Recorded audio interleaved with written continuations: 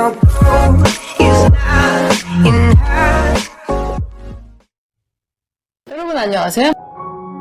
오늘은 제가 이제 지난 영상에 이어서 상식은 우리의 삶에 있어서 어떠한 종류의 부작용들을 일으키는가에 대해서 한번 이야기해보고, 또 거기에서 우리가 이제 다음 단계로 가기 위해서는 어떻게 해야 되는가에 대해서 잠깐 이야기를 해보려고 해요. 우리는 진화를 시작하면서 지식을 흡수하기 시작했고요. 지식을 흡수하기 시작해서 이제 어느 시점에 어느 시대가 오니까 엄청난 양의 지식을 이제 축적을 하게 되는 때가 온 거죠. 그러다 보니 이제 어느 순간에 상식이라는 것이 자동 생산되면서 우리는 이제 어떤 분별의 잣대라고 할 수 있는 상식의 시스템 안에 이제 갇히게 되는 그런 상황이 된 거예요. 이 모든 과정은 진화의 여정상 피해갈 수 없는 어떤 필연적인 과정이라는 것이죠. 지금 여기까지의 과정이라고 하는 것은. 그래서 우리는 어느 날 우리도 모르는 사이에 상식의 시스템 안에 갇히게 된 건데요. 또 어느 날 우리는 상식의 시스템이 구동이 된 상태에서 이제 살게 된 거죠. 어떻게 보면 이것은 감옥이에요.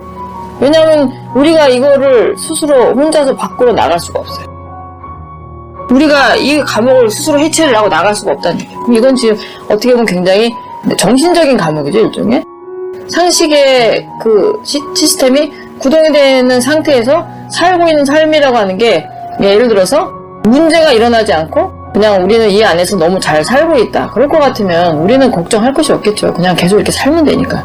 근데 문제는 이제 그렇지 않다라고 하는 게 문제죠. 이 상식의 시스템이라고 하는 것이 어떤 측면에서는 좀 편리하고 좋은 면도 있기는 해요. 그러나 좋은 면보다는 제가 이렇게 봤을 때는 부정적인 면이 굉장히 더 많아요. 굉장히 더 많은데, 이제 대표적으로 이런 게 일단 있어요. 여러 가지 부작용들이 있는데, 대표적으로는 이제 우리가 가면 갈수록 고정관념이 굉장히 심해져요. 우리의 고정관념이란 말 굉장히 많이 쓰죠. 야, 너 그거 고정관념이야. 좀 다르게 좀 봐봐. 뭐 친구들끼리 얘기하면서 그런 얘기도 많이 하는데, 우리가 이제 어떤 대상이 왔어요. 대상을 왔으면 우리가 분별을 딱 해갖고 우리가 이제 이걸 집어넣죠. 이제 우리의 그 인지 시스템 안에 이걸 이제 보관을 하는데, 대상이 딱 왔을 때 이제 예를 들어서 하나의 대상을 우리가 파악할 때 여러 가지 측면에서 우리가 이거를 이제 분석을 할 수가 있는데, 상식이라는 분별의 잣대를 내가 들고 있기 때문에 한쪽 측면에서만 계속 내가 이걸 보는 거예요.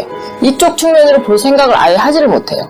항상 나는 고정된 방향에서만 대상을 이렇게 분별을 하고 파악을 하고 하기 때문에 고정관념이라는 게 생길 수밖에 없어요. 이거는 그냥 이런 거고 저거는 그냥 그런 거야.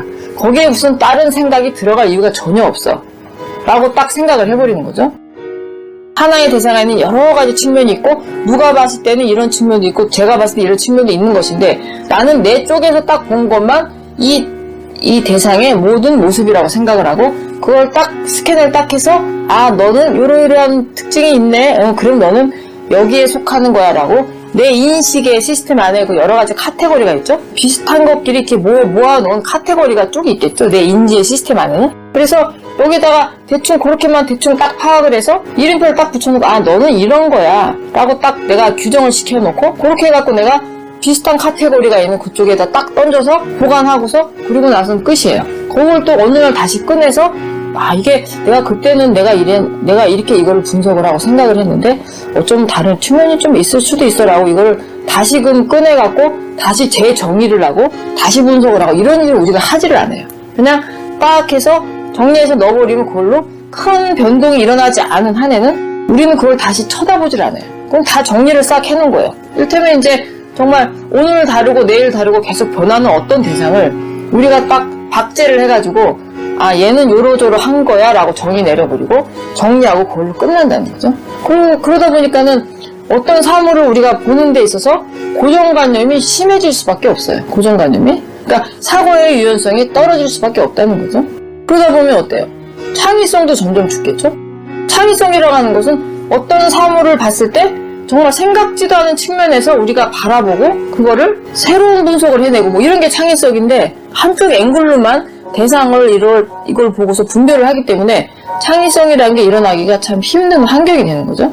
지금 시대의 사람들은 정말 지식을 굉장히 많이 갖춘 사람들이 대부분인데, 그럼에도 불구하고 그 중에 창의력이 뛰어난 사람은 지식을 갖춘 거에 비해서는 별로 없는 것 같아요.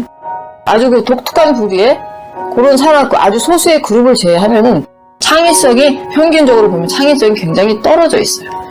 다 새로운 측면의 사고를 아예 하지를 못하는 거예요.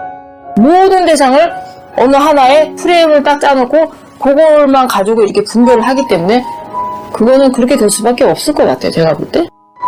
그러니까 이제 사고를 해도 항상 틀에 박힌 사고를 하고, 예를 들면 세상에 지금까지는 전혀 존재하지 않았던 어떤 이제 하나의 대상이 딱 나왔어요. 그거를 우리가 보고 분별을 하는 데 있어서도 정말 우리는 이거는 역사상 한 번도 존재한 적이 없는 대상인데 이걸로 우리가 분별할 때도 내 시스템을 갖고 들여다 이렇게 딱 갖다 대고 분별하는 거예요. 내 시스템이라고 하는 건 뭐죠? 과거에 있어왔던 것들을 총정리해서 거기에서 나오는 하나의 분별의 잣대거든요. 그걸 갖고 이거를 딱 갖다 대니까 이것은 전혀 새로울 것이 없는 거예요. 아, 이거는 이러저러한 거지. 딱 보면 알겠네 하고 그냥 정리하고 딱 끝이에요. 근데 그런 식으로 이제 뭔가 대상을 이렇게 분별하는 데 있어서 왜곡이 굉장히 심해지고 그 대상의 본질을 파악하기가 점점 힘든 상태가 된다는 거죠. 그리고 또 이제 한 가지 또 다른 부작용이 또 뭐가 있냐면 인간관계에서 이제 부작용이 일어나요. 나는 나만의 주관성을 가지고 세상을 쫙 분별하고 있고 내 앞에 있는 상대는 자기만의 주관성을 가지고 세상을 분별하고 있기 때문에 이게 서로 이제 공통점이 이제 별로 없다 보니까 서로 이제 섞이질 않는 거예요. 말이 섞이지 않고 말이 통하지 않는 거죠.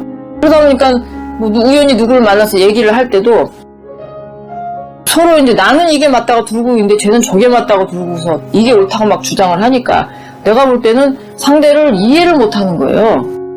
내가 봤을 때 이해가 안 가죠. 근데 상대가 봤을 땐 또 상대가 보는 나는 역시 또 이해할 수 없는 거예요. 아니 이래서 저래서 저런 건데 너는 어떻게 생각이 그렇게 돌아가냐? 정말 이해할 수가 없어. 네 머릿속에 뭐가 들었는지 알 수가 없다. 이런 얘기를 우리가 많이 하게 돼요. 내가 상대를 전혀 이해를 못해요. 나는 이게 맞다고 딱 들고 있기 때문에 저게 맞다고 들고 있는 대상을 상대를 받아들일 수가 없는 거예요. 이 시스템 안에 갇혀있는 한에는 우리 이제 예를 들어서 그 과거에